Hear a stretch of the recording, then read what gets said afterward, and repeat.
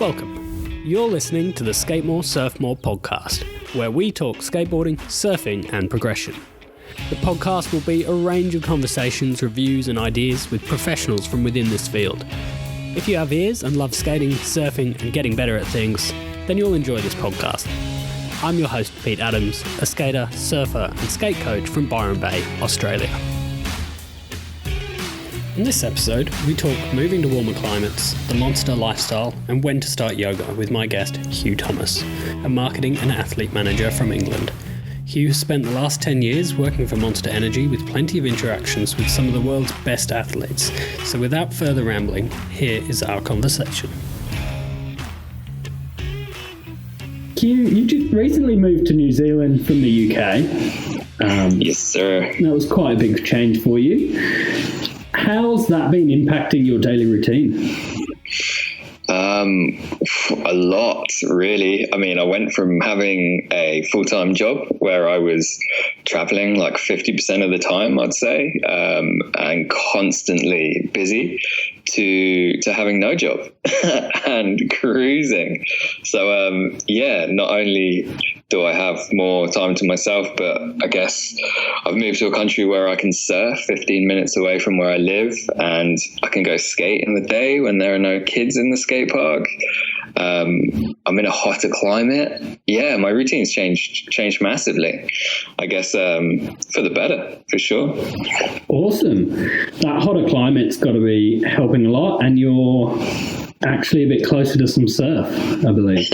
Yeah, it's so good. Back in England, I was about an hour and a half from the infamous Porthcawl, which isn't a lot if you live in England. Like most people who surf, probably coming from London, would give anything to be that close to the surf, but it was still a bit of a mission. And here I'm sort of 15 minutes drive, I think, to a huge beach with loads of different points on it. And yeah, you can just get in boardies and Arashi as well. So yeah, the amount of effort needed to go for a surf is massively reduced, which is wicked. Beautiful. Yeah, I remember because we started surfing together whenever it was, about 7 years ago now, maybe. Yeah. I was trying to remember this the other day. It was, about that. 2012. So. Yeah, damn, I should be better than I am. But how often were you surfing before with all that travel and work? Oh man, if I got in once a month, once every 2 months, I'd be doing good. So it's like, I mean, you know how it is with surfing. It's like you get a window of opportunity, especially like trying to surf in Wales in the UK. And if your schedule aligns with that window of opportunity, then, you know, the stars have aligned. So not only was I not surfing much, but I was surfing like 2 foot onshore slop, just because that would be the only time I'd get to surf within a month. Like the rest of my schedule would just be packed.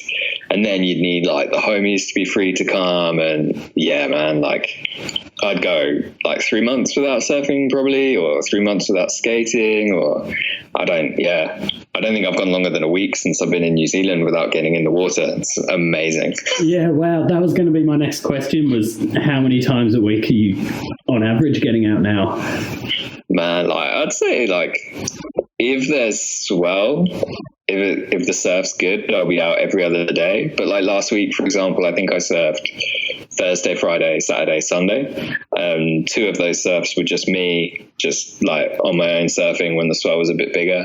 And then 2 surfs I surfed with like my wife and a friend who I made here, and they're kind of just learning. So they were like more chilled surfs rather than me going out on my own for hours. But yeah, 4 days straight. That was knackering. Yeah, wow.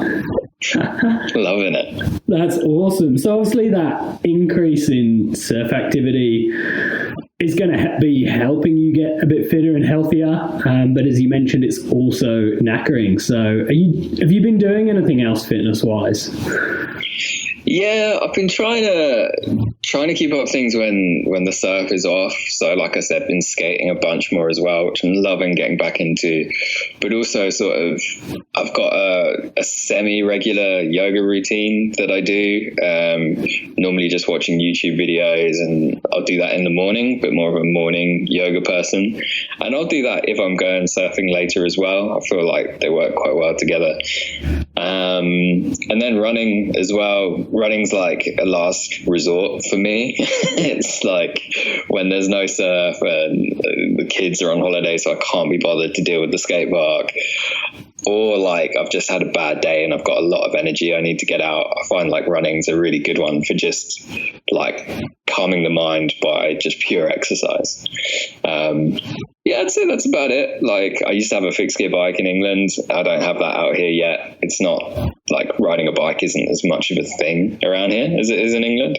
Everyone just drives everywhere. So I haven't been doing that. So yeah, yoga, running, surfing, skating.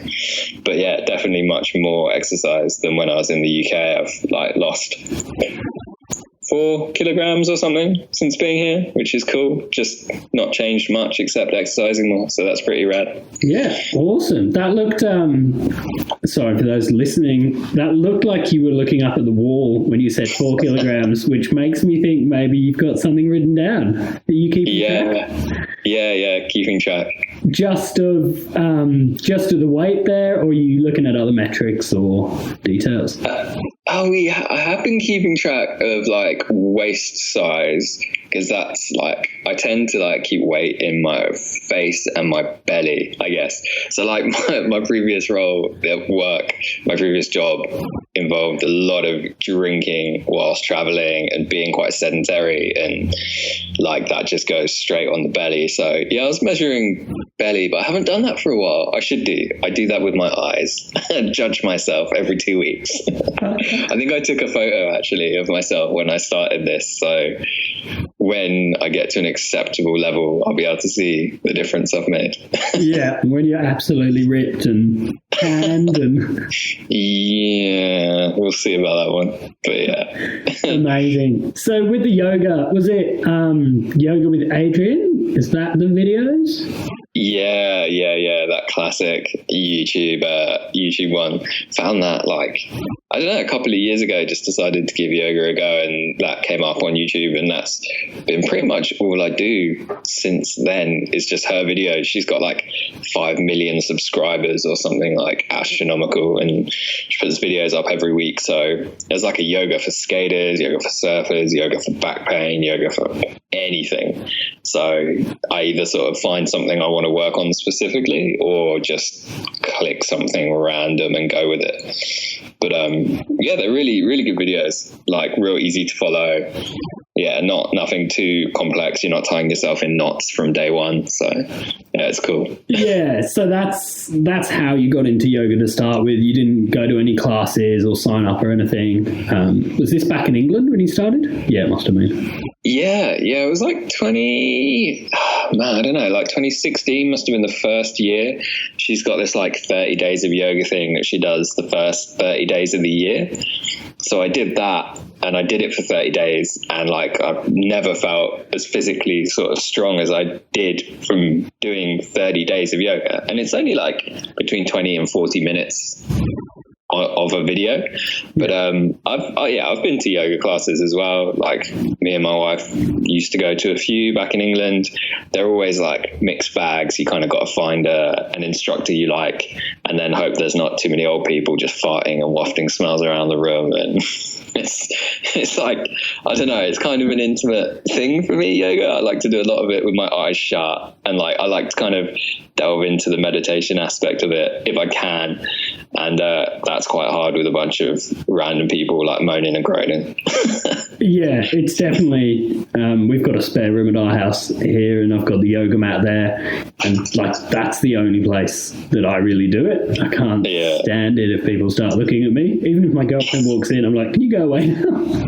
Yeah, I'm trying to do this shape and I know I'm not doing it right, and yeah, just don't look at me. Butts in the air, like please just step away. Yeah. But yeah, I've never tried anything weird though. I listened to a snowboard podcast a while ago, actually, with one of the guys I used to work with, and they were chatting about all these mental different types of yoga and some crazy like breathing ones where like you breathe like really fast and powerfully and like it's supposed to like spin you into some sort of weird mental state. And I've been meaning to like try some of that stuff, but yeah, I've not done anything off the beaten track with yoga. I've not even done Bikram, but I think I'd just die if I tried that. I've got as far as turning the heater on in that bathroom. Like in winter, I just try and warm it up and get them really nice and warm. That's my Bikram. Nice. Yeah, that sounds good. So that was a good one. You mentioned a snowboarder you used to work with talking about different yoga techniques.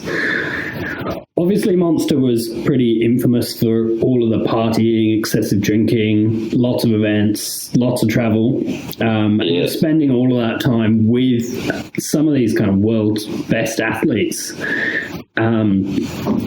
Did you make many with much of a good kind of routine, or were they all pretty casual as far as training? It's a pretty mixed bag as far as they go. Like, you've got a real division between like the guys that film for their sport and then guys that compete for their sport. That's like pretty much how it was split. So I did skiing, snowboarding, mountain bike, and surfing, and all of those sports are split in the same way.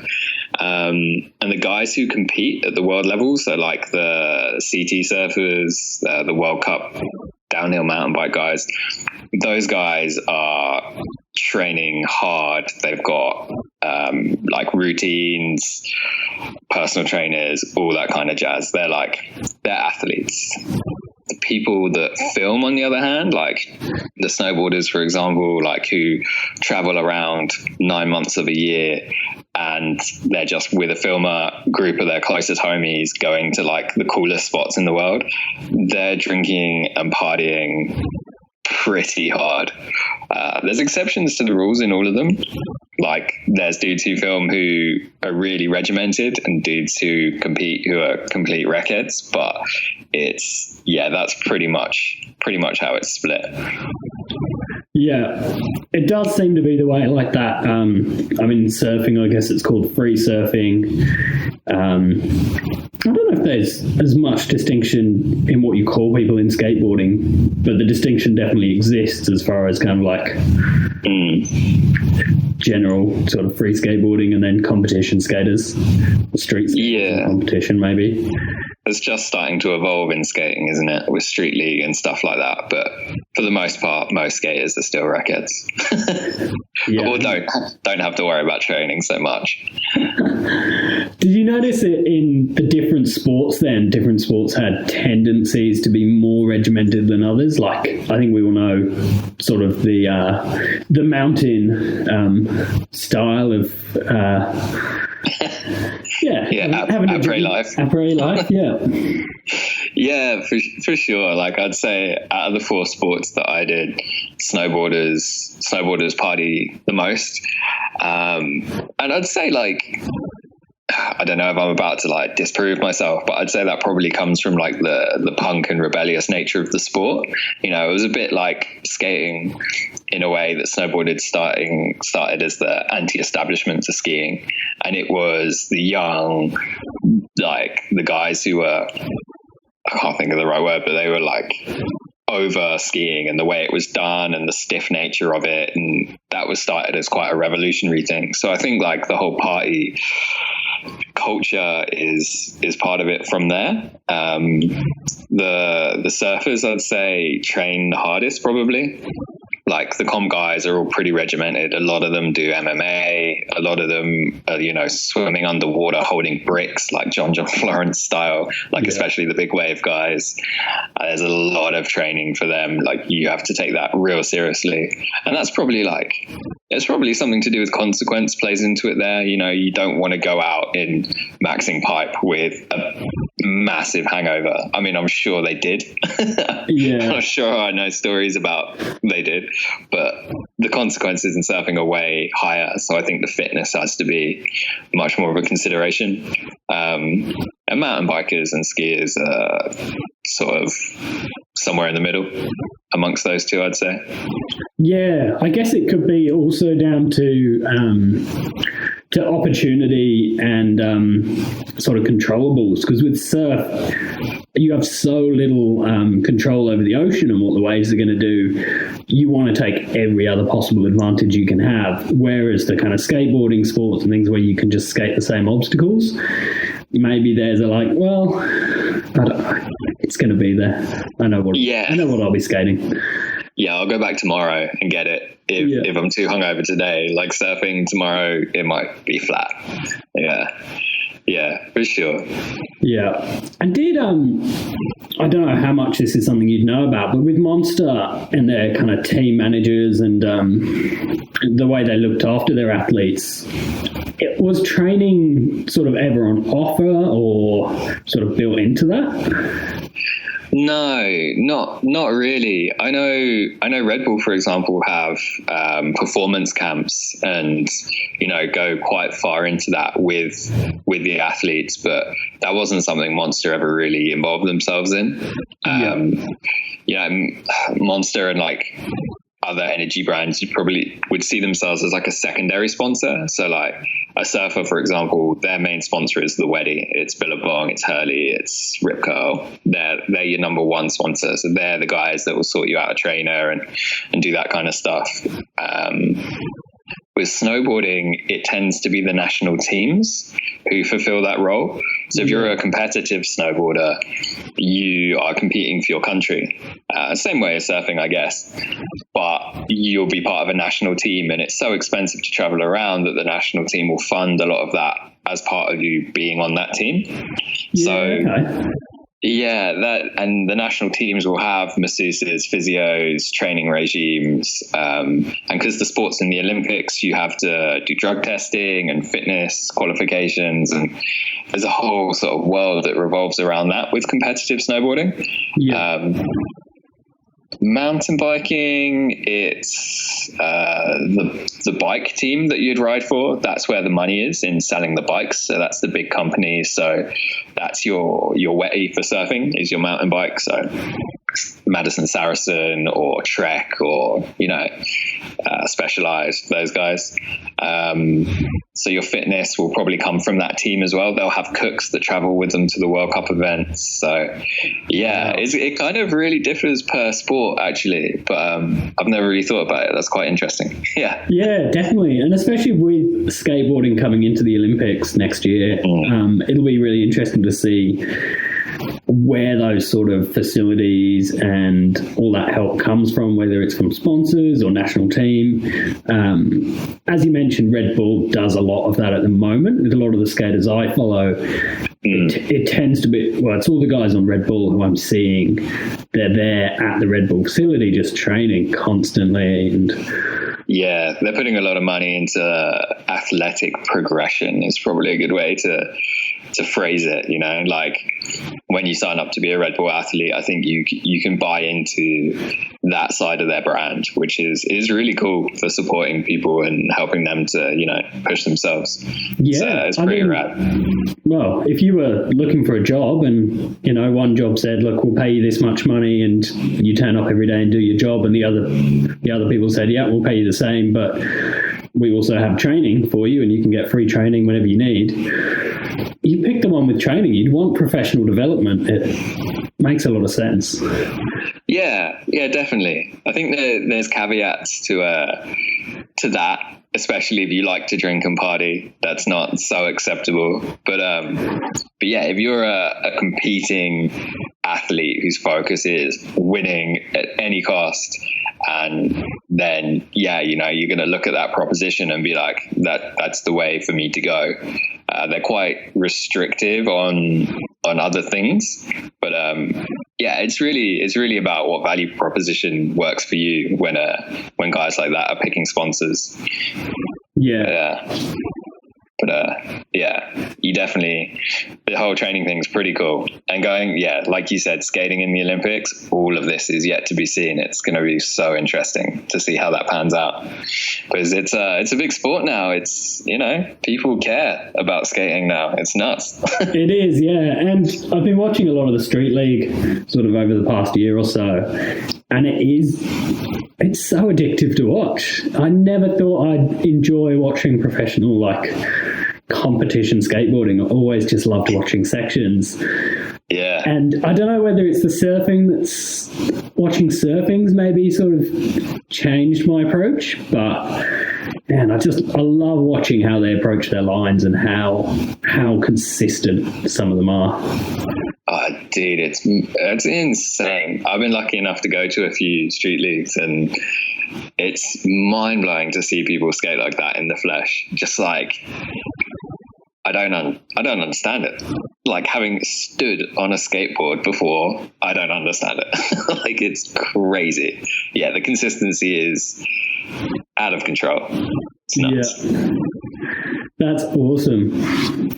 So have you got any particular athletes or anyone that you look up to, or anyone you follow that particularly inspires you? Yeah, man, that's a good question. I was thinking about this the other day for a different reason, but I think I'm most inspired by people doing things in a genuinely sort of their own way. So creativity that comes from them, I think, is what inspires me most. So skaters, I was thinking of Jamie Foy the other day, and just how that guy goes so hard, time after time after time, and has such a cool style, but I don't know, and he's never sort of seen as that guy. I don't know, and I really like that. Surfing, I watched Steffi Gilmore's acid surf test, and then I watched Dane's again afterwards, and Dane's just nuts. The way he surfs is beautiful. Watching someone paint with a brush on a canvas. That's such a cheesy cliche thing to say, but I'll quote you for that. Yeah, cheers. But I don't know, just people doing things their own way, with their own style, and especially if that's a new thing that hasn't been done before. That's what motivates me. Watching Nigel bust the same insane trick down a stair set a million times is incredible, and the dude's insane. But I watched his Back to Black section once, and I didn't watch it again because till death. Till death. The most recent one, whichever that one was. Yeah. And his style doesn't inspire me, but I'll watch an Evan Smith part a couple of times, because I don't know, just the passion and the creativity in that is what makes me want to go out and skate or surf or snowboard, is that kind of stuff. Especially in snowboarding now, the guys are doing a snowboard trick in a comp is a quad 1800. Now, I don't know if that makes any sense if you're not into snowboarding or follow snowboarding, but just those words give you an idea of what that trick looks like, and it's untouchable for anyone who's not top 100 athlete in the world. So that's not inspiring for me. I'd rather watch dudes with wicked style just cruise around a snowboard park, doing stuff that maybe I could go and try. Maybe. Yeah, there's definitely that level of relatability, which I've heard said quite a lot with surfing as well recently, where people they'd much rather be watching a Rob Machado just surfing his local beach break, because it's 2 to 3 foot kind of slot. Yeah. He's surfing a fin. He's not busting out massive airs. It's still way better than anything we'd ever do, but it feels more relatable than, watching Italo just blasting perfect Rios to the flats 10 times in a row. Yeah, exactly. And there's nothing wrong with that. I love watching those clips just to feel my jaw hit the floor. But I'd rather watch something that stokes me up to go and do it, I think. like 8 times out of 10, I'll take the stoke edit, and then 2 times out of 10, I want to see like a quadruple backflip on a skateboard or whatever someone's doing now, you know, like tray to overcrook to flip out kind of stuff. Yeah.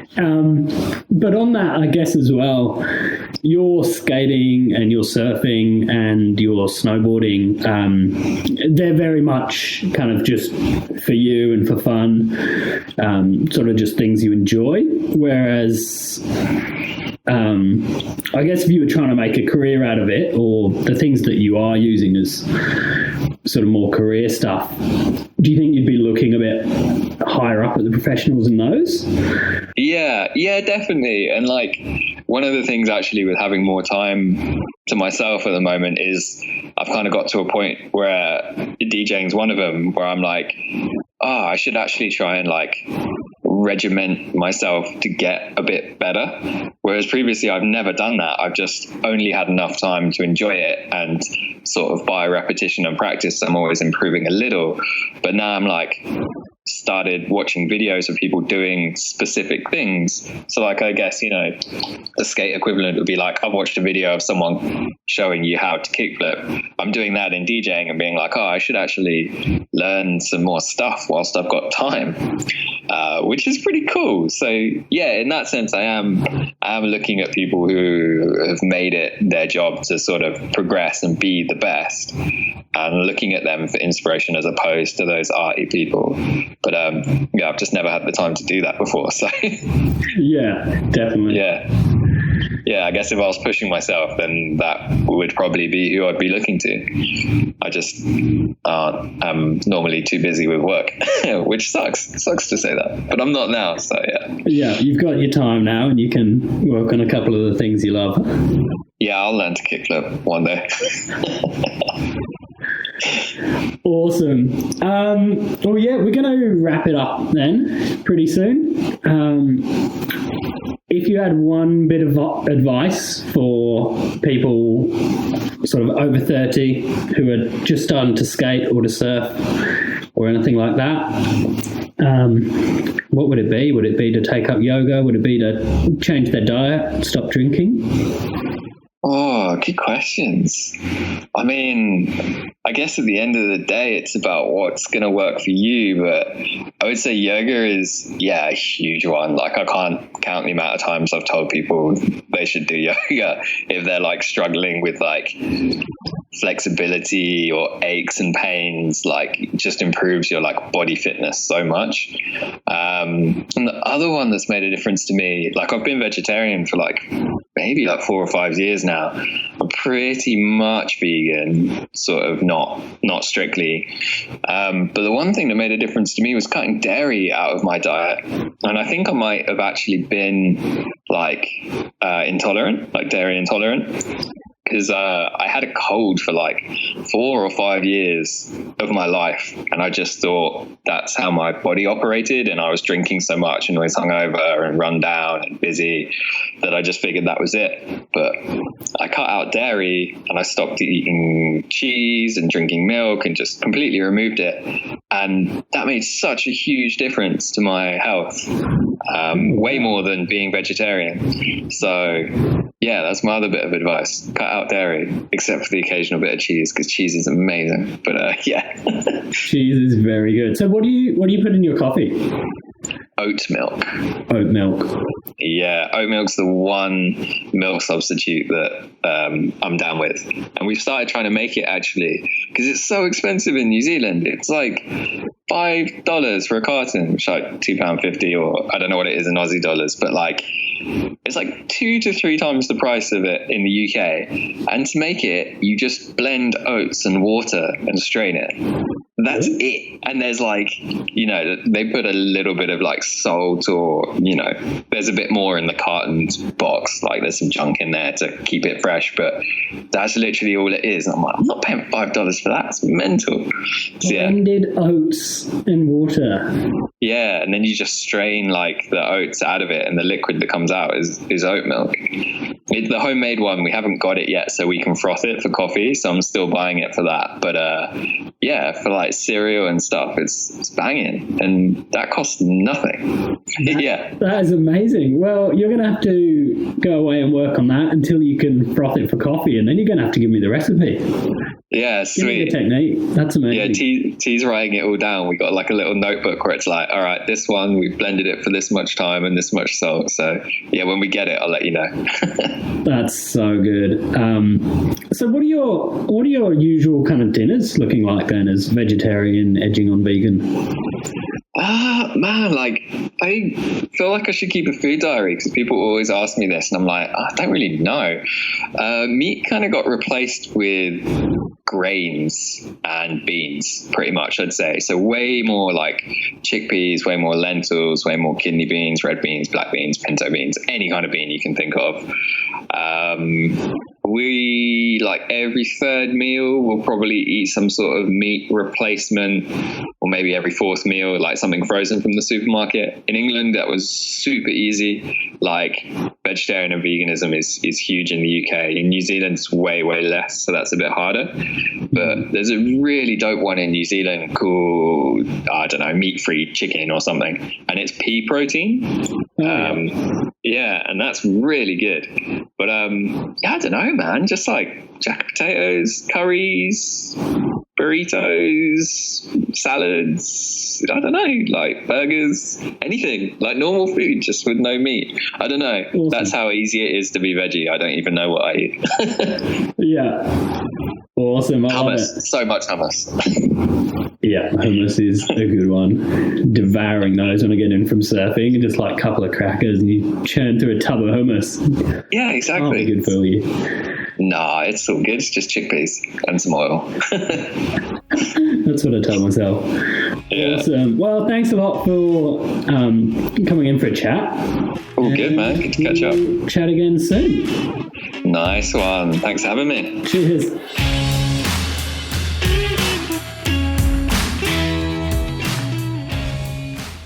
Thank you for listening to the SkateMoreSurfMore podcast. Don't forget to subscribe to the podcast, and you can also follow us on Instagram at SkateMoreSurfMore, or on YouTube by searching SkateMoreSurfMore.